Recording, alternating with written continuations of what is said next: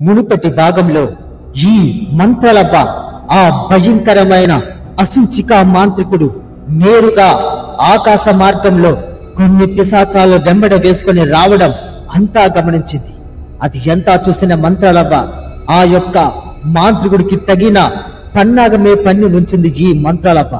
జిదలా ఉండగా మంత్రలవ్వ చెప్పిన విధంగానే ఆ పుట్టుదయంతో పాటు ఆ వ్యక్తి నేరుగా గాల్లో ఎగురుకుంటూ భయంకరమైన అడవి మార్గం గుండా ప్రయాణించి ఆ యొక్క భయానకమైన స్వర్ణ పర్వతాన్ని చేరుకున్నారు. అక్కడ మంత్రలవ్వ చెప్పిన విధంగానే ఆ కొండపై ఒక 2 వర్ణాలతో కూడిన ఒక పుష్పం గాలిలో ఎగురుతూ కనిపించింది. అది చూసిన వాళ్ళిద్దరూ ఒక్కసారిగా ఆశ్చర్యపోయారు. ఈ పొట్టుదయ్యం ఆ వ్యక్తితో ఇలా అంటూ ఉంది, ఒరే దెంబక, అదిగో మంత్రలవ్వ చెప్పిన ఆ మహిమగల పుష్పం, అదిగో చూడు చూడు, గాల్లో ఎలా ఎగలాడుతూ ఉందో. వెళ్ళు, త్వరగా వెళ్ళు. ఆహా, ఒక్కటి మాత్రం మర్చిపోకు, ఆ చుట్టూ భయంకరమైన సర్పాలు కూడా ఉన్నాయని చెప్పింది కదా, జాగ్రత్తగా చూసుకుని వెళ్ళు. త్వరగా వెళ్ళి ఆ పుష్పాన్ని తీసుకుని రా, వెళ్ళు అని ఈ యొక్క పొట్టుదయ్యం ఆ వ్యక్తితో చెప్పింది. ఆ మాటలు విన్న ఆ వ్యక్తి సరేని చెప్పి నేరుగా గాల్లో ఎగురుకుంటూ వెళ్ళాడు. సరిగ్గా ఆ పుష్పం దగ్గరికి వెళ్లేసరికి తన చుట్టూ కొన్ని భయంకరమైన సర్పాలు ఒక్కసారిగా ప్రత్యక్షమయ్యాయి. అవి బుసలు కడుతూ నేరుగా ఈ వ్యక్తి మీదకి వస్తూ ఉన్నాయి. అది ఎంతా చూసినా ఆ వ్యక్తి కంగారు పడుతూ ఈ పొట్టుదయాన్ని గట్టిగా పిలుస్తూ ఉన్నాడు, మిత్రమా, పొట్టుదయ్యమా, నన్ను కాపాడు, ఈ భయంకరమైన సర్పాలు నన్ను పొడవడానికి వస్తూ ఉన్నాయి, దయచేసి నన్ను కాపాడు అని గట్టిగా అరుస్తూ ఉన్నాడు.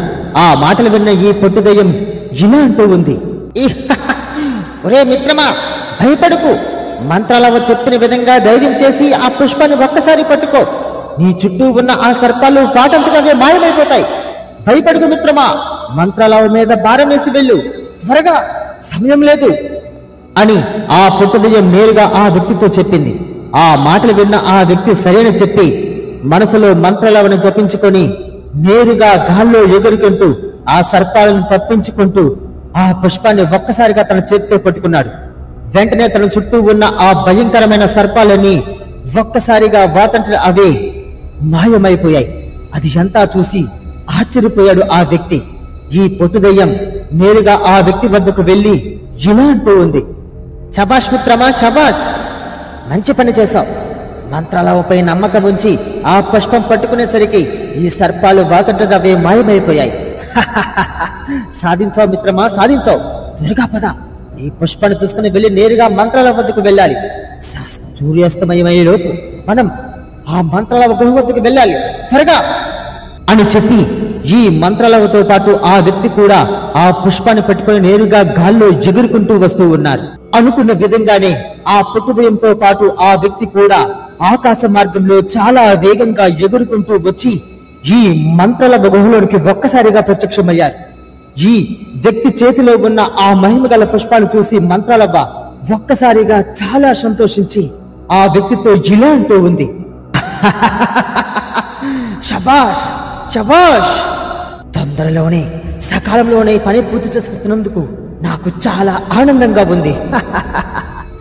ఇప్పుడు ఈ పుష్పంతోనే మీ భార్యను బతికించి ఆ భయంకరమైన మాంత్రికుని పూర్తిగా సర్వనాశనం చేస్తాను.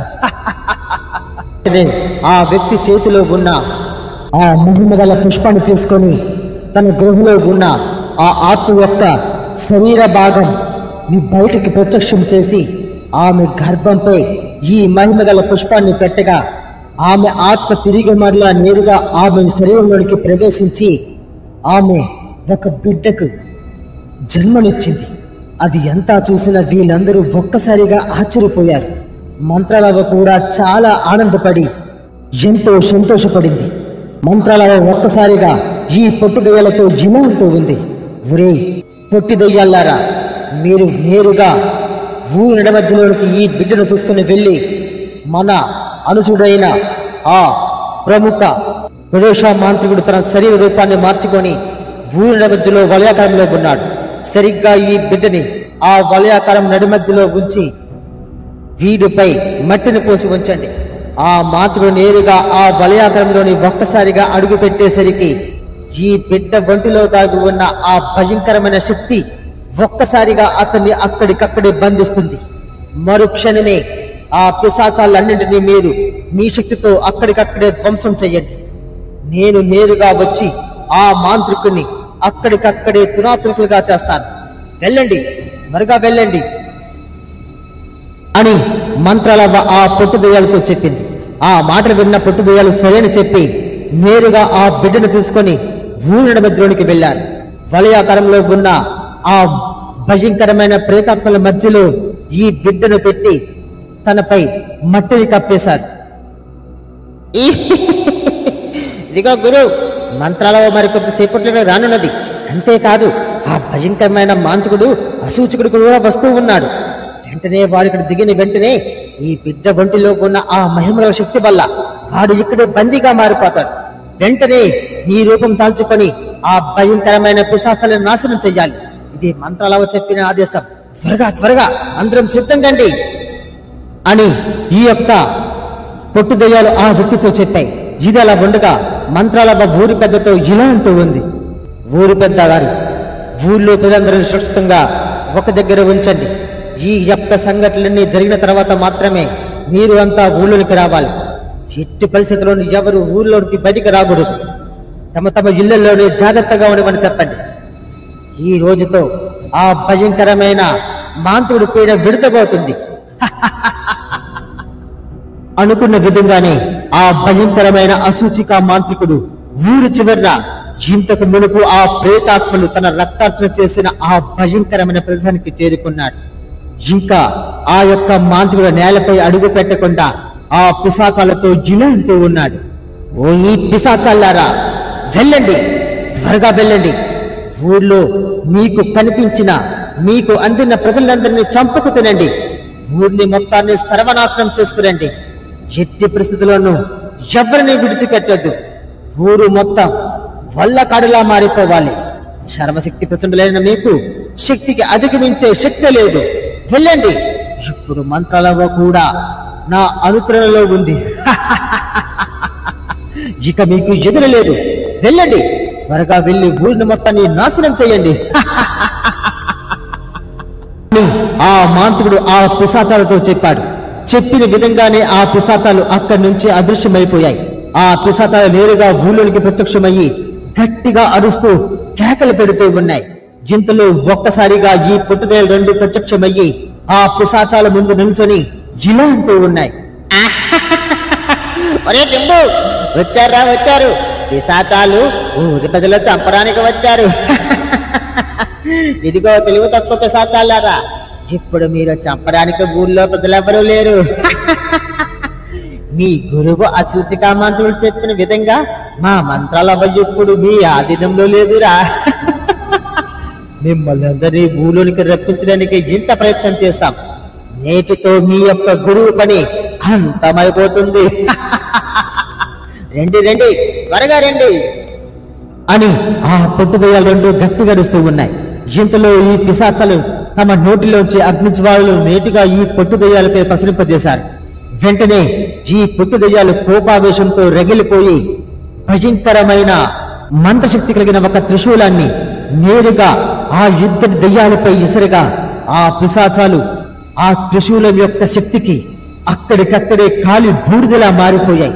అవి గట్టిగా అరుస్తూ కేకలు పెడుతూ ఆ ఆత్మఘోష నేరుగా ఈ భయంకరమైన మాంత్రుడికి వినిపించింది. గురు, మోసం మోసం! ఈ యొక్క భయంకరమైన పిశాచాలు మమ్మల్ని మోసం చేశాయి, మమ్మల్ని చంపేశాయి. వెళ్ళిపోండి గురు, వెళ్ళిపోండి, త్వరగా ఇక్కడి నుంచి వెళ్ళిపోండి అన్న స్వరం నేరుగా ఆ మాంత్రుడికి వినిపించింది. ఆ మాటలు విన్న ఆ మాంత్రుడు కోపావేశంతో రగిలిపోయి గట్టిగా అరుస్తూ ఇలా అంటూ ఉన్నాడు. మంత్రాలప్ప, నేటితో నువ్వు నేను తేలిపోవాలి. నా శక్తి ముందు నీ శక్తి తునాతుడిలో చేసి నిన్ను నా వశం చేసుకొని నీ మంత్రశక్తి మొత్తాన్ని నా వశం చేసుకొని నువ్వు చంపి ముక్కలు ముక్కలుగా నరికేస్తా. ఇప్పుడే ఊళ్ళో ప్రవేశపెట్టిన ఆ ప్రేతాపశక్తులను నా వద్దకు రప్పించి వారి అనుగ్రహంతో ఈ ఊరి ప్రజలందరినీ చంపుకు తింటా అని ఆ భయంకరమైన మాంత్రుడు గట్టిగా అరుస్తూ నేరుగా ఊరి నడుములోనికి ఒక్కసారిగా ప్రత్యక్షమయ్యాడు. ఈ ప్రేతాత్మలు వలయాకారంలో ఉండడం చూసి ఈ యొక్క మాంత్రికుడు నేరుగా ఒక్కసారిగా ఆ వలయాకారం నడి మధ్యలో నుంచునగా ఆ ప్రేతాత్మలన్నీ ఒక్కసారిగా అదృశ్యమైపోయి ఒక మాంత్రుడిగా మారిపోయాయి. అది ఎంత చూసిన ఈ మాంత్రికుడు ఒక్కసారిగా ఆశ్చర్యపోయి ఇలా అంటూ ఉన్నాడు, ఆ మోసం మోసం ఒసే మంత్రాలబ్బా, ఎంత పని చేశావు! నీ అనుచరులతో ఊరు మొత్తం చుట్టముట్టాడించి నా శక్తిని మంత్రాన్ని కూడా నాశనం చేసి ఇంత భయంకరంగా పగడ్బందీగా మోసం చేస్తావా? నిన్ను వదలను పిశాచి, వదలను! మంత్రాలబ్బా, నిన్ను ఎప్పటికైనా నాశనం చేస్తాను అని గట్టిగా అరుస్తూ ఉన్నాడు ఆ మాంత్రికుడు. ఇంతలో ఒక్కసారిగా మంత్రాలవ్వ నేరుగా ప్రత్యక్షమయ్యి ఈ మాంత్రికుడితో ఇలా అంటూ ఉంది, పిచ్చి మాంత్రికుడా, మంచిపై చెడు ఎప్పుడూ గెలవదు.